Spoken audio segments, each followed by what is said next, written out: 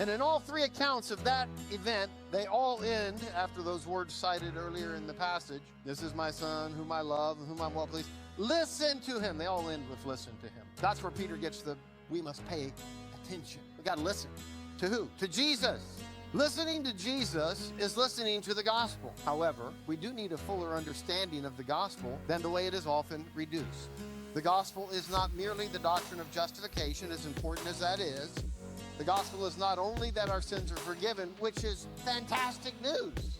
The gospel is so much bigger. The gospel is the announcement that God's good rule has been restored to the world in Jesus the King. It includes the story of how this came about through his coming, his life, teaching, death, resurrection, and ascension. So notice that in the gospel, it includes the story of how this came about through his coming, his life, his teaching.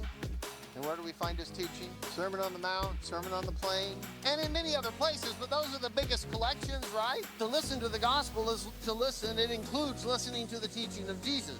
We must pay more careful attention to it. And if we do pay more careful attention to it, let me suggest, we may be found living peaceful lives. We may be found living out that pure and spotless religion that James talks about. Because guess what? Jesus tells us all sorts of things about that.